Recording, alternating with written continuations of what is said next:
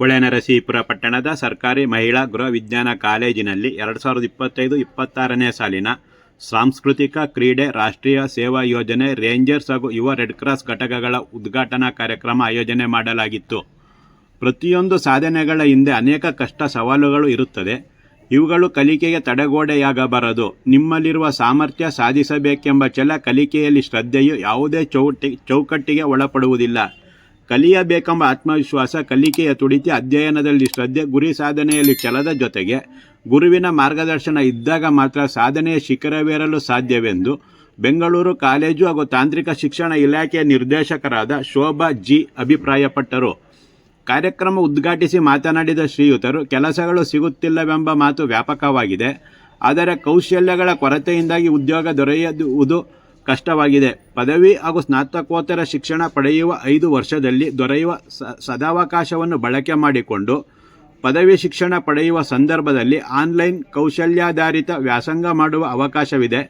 ಶಿಕ್ಷಣ, ಪಠ್ಯೇತರ ಚಟುವಟಿಕೆಗಳ ಜೊತೆಗೆ ಈ ರೀತಿಯ ಕೌಶಲ್ಯಾಧಾರಿತ ಶಿಕ್ಷಣವು ನಿಮ್ಮ ಕಲಿಕಾ ಸಾಮರ್ಥ್ಯ ಹೆಚ್ಚಿಸುತ್ತದೆ ಮತ್ತು ಇಂದಿನ ಸ್ಪರ್ಧಾತ್ಮಕ ಹಾಗೂ ಜಾಗತಿಕ ಮಟ್ಟದ ಹೋರಾಟದಲ್ಲಿ ನಿಮ್ಮ ಪ್ರೌಢಿಮೆ ಅನಾವರಣಕ್ಕೆ ಉತ್ತಮ ಅವಕಾಶ ಕಲ್ಪಿಸಲಿದೆ.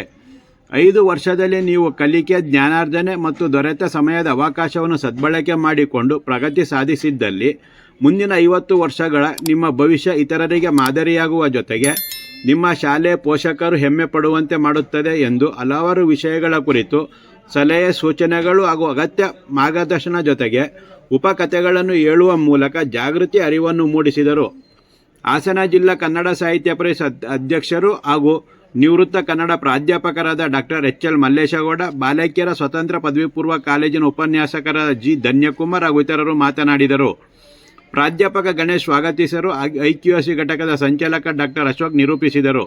ಪ್ರಾಂಶುಪಾಲೆ ಆಶಾಜ್ಯೋತಿ, ಮನೋವಿಜ್ಞಾನ ವಿಭಾಗದ ಮುಖ್ಯಸ್ಥ ಡಾಕ್ಟರ್ ಕೃಷ್ಣಮೂರ್ತಿ, ರೇಂಜರ್ಸ್ ಘಟಕದ ಸಂಚಾಲಕಿ Shweta Nayak, NSS coordinator Fakiramma P. Maragod, ದೈಹಿಕ ಶಿಕ್ಷಣ ನಿರ್ದೇಶಕ ಜಯಚಂದ್ರ, ಪ್ರಾಧ್ಯಾಪಕರಾದ ಸುನೀಲ್, ಜಗದೀಶ್, ಅಶೋಕ್, ಮಧುಶ್ರೀ, ಅಧೀಕ್ಷಕ ನವೀನ್, ಬೋಧಕೇತರ ಸಿಬ್ಬಂದಿ ಹಾಗೂ ಇತರರು ಕಾರ್ಯಕ್ರಮದಲ್ಲಿ ಉಪಸ್ಥಿತರಿದ್ದರು. ಕರ್ನಾಟಕ ರಾಜ್ಯೋತ್ಸವದ ಅಭಿನಂದನೆಗಳು, ಹಾರ್ದಿಕ ಶುಭಾಶಯಗಳು. ಮಾನ್ಯ ಮಾಜಿ ಪ್ರಧಾನಮಂತ್ರಿಗಳು, ಶ್ರೀವಾದ ಕಾಲೇಜು ಅಂತಾನೆ ಹೇಳಲಿಕ್ಕೆ ಇಷ್ಟಪಡ್ತೇನೆ. ಮಹಿಳಾ ಸರ್ಕಾರಿ ಗೃಹ ವಿಜ್ಞಾನ ಕಾಲೇಜು ಅನೇಕ ರೀತಿಯಲ್ಲಿ ಒಂದು ವಿಶೇಷತೆಯನ್ನ ಪಡೆದಿರ್ತಕ್ಕಂಥ ಒಂದು ಕಾಲೇಜು. ವಿಶೇಷತೆ ಬಗ್ಗೆ ಹೇಳಬೇಕಾದ್ರೆ, ಈ ಒಂದು ಕಾಲೇಜಿನ ಹಿಂದೆ ಅದಮ್ಯ ಚೇತನಗಳಿವೆ, ಹಿರಿಯ ನಾಯಕರಿದ್ದಾರೆ.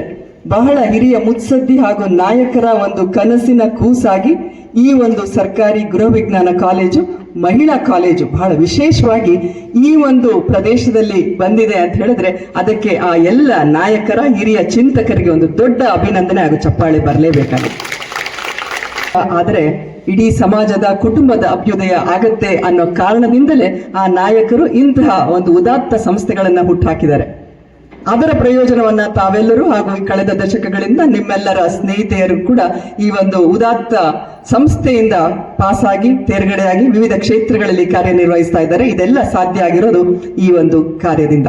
ಹಾಗಾಗಿ ಪ್ರತಿದಿನ ನಾವು ಆ ಚಿಂತಕರ, ಆ ಅದಮ್ಯ ಚೇತನಗಳನ್ನ ನಾವು ನೆನಪಿಸಬೇಕು ಹಾಗೂ ನಮಸ್ಕರಿಸಬೇಕು. ಹಾಗೂ ಅವರು ಯಾವ ಕನಸಿನಿಂದ ಈ ಸಂಸ್ಥೆಯನ್ನು ಹುಟ್ಟಾಕಿದಾರಲ್ಲ ಅದಕ್ಕೆ ನಿಜ ಅರ್ಥ ತರೋದು ಅಥವಾ ಬರೋದು ಯಾವಾಗ ಅಂತಂದ್ರೆ, ನಾವು ನೀವುಗಳು ಸೇರಿ ಸರಿಯಾದ ರೀತಿಯಲ್ಲಿ ಕಾರ್ಯಕ್ಷಮತೆಯನ್ನು ತೋರಿ ಕೆಲಸವನ್ನ ಮಾಡಿದಾಗ ಹಾಗೂ ಆ ಶ್ರೇಯಸ್ಸನ್ನ ಎತ್ತಿ ಹಿಡಿದಾಗ ಬಹುಶಃ ತಾವೆಲ್ಲರೂ ನಿಮ್ಮ ಮಾರ್ಗದರ್ಶಕರ ಜೊತೆಯಲ್ಲಿ ನಿಮಗೆ ಇರ್ತಕ್ಕಂಥ ಪ್ರಾಧ್ಯಾಪಕರ ವೃಂದ ನಿಮ್ಮನ್ನ ನಾಯಕತ್ವದ ರೂಪದಲ್ಲಿ ಇವತ್ತು ನಿಮ್ಮನ್ನು ಮುಂದೆ ನಡೆಸ್ತಾ ಇರುವಂತ ಪ್ರೊಫೆಸರ್ ಆಶಾ ಜ್ಯೋತಿ ಹಾಗೂ ಮತ್ತೆಲ್ಲರ ಬೆಂಬಲದಿಂದ ಖಂಡಿತವಾಗಿ ಈ ಸಂಸ್ಥೆ ಯಾವ ಕಾರಣಕ್ಕೆ ಇಲ್ಲಿ ತಲೆ ಎತ್ತಿ ನಿಲ್ತು ಆ ಕನಸನ್ನ ನೀವೆಲ್ಲರೂ ನನಸನ್ನ ಮಾಡ್ತೀರಾ ಅನ್ನೋ ಒಂದು ನಂಬಿಕೆ ನನಗಿದೆ.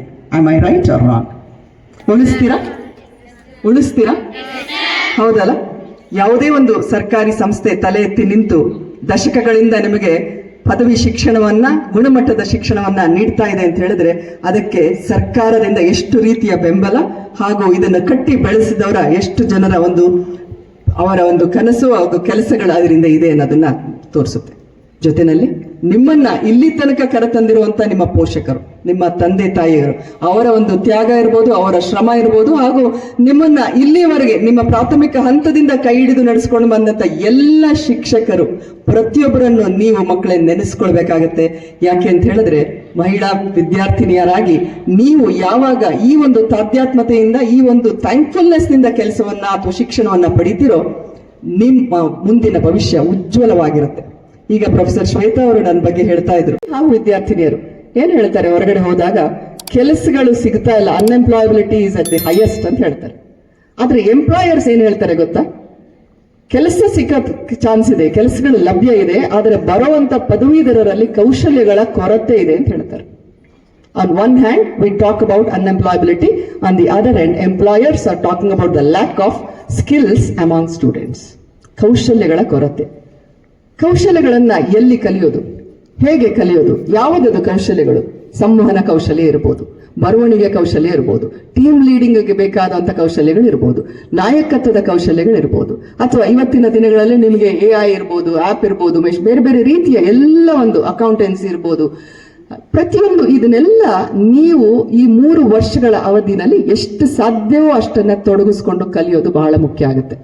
ಎಷ್ಟು ಜನಕ್ಕೆ ಮೂಕ್ ಕೋರ್ಸಸ್ ಬಗ್ಗೆ ಕೇಳಿದ್ದೀರಾ? ಸ್ವಯಂ ಅಂಡ್ ಮೂಕ್ ಕೋರ್ಸಸ್ ಕೇಳಿದ್ದೀರಾ? ಆನ್ಲೈನ್ ಕೋರ್ಸ್ಗಳ ಬಗ್ಗೆ ಕೇಳಿದ್ದೀರಾ? ಇಲ್ಲ. ವಿಚಾರ ತಿಳ್ಕೊಳ್ಳಿ, ನಿಮ್ಮ ಮಾರ್ಗದರ್ಶಕರ ಹತ್ರ, ಮೆಂಟರ್ಸ್ ಹತ್ರ, ನಿಮ್ಮ ಪ್ರಾಧ್ಯಾಪಕರ ಹತ್ರ ಮಾತನ್ನ ಕೇಳ್ಕೊಳ್ಳಿ. ನೀವು ಪದವಿಯನ್ನ ಓದ್ತಾ ಓದ್ತಾ ಅದರ ಜೊತೆನಲ್ಲೇ ಈ ಕೌಶಲ್ಯಾಧಾರಿತ ಕೋರ್ಸ್ಗಳನ್ನ ಮಾಡೋದಕ್ಕೆ ಸಾಧ್ಯ ಇದೆ.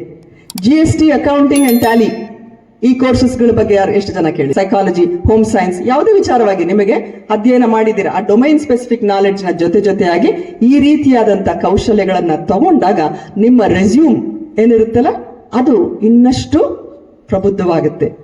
ನಿಮಗೆ ಕೆಲಸ ಸಿಗೋದಕ್ಕಾಗ್ಲಿ ಅಥವಾ ನೀವು ಒಂದು ಜಾಗತಿಕ ಮಟ್ಟದಲ್ಲಿ ಸ್ಪರ್ಧೆಯಲ್ಲಿ ಇಳಿಲಿಕ್ಕೆ ನಿಮಗೆ ಸಹಾಯ ಆಗತ್ತೆ, ಅನುಕೂಲ ಆಗುತ್ತೆ. ನಿಮಗೆ ಬೇಕಾದ ಹಾಗೆ ಮಾರ್ಗ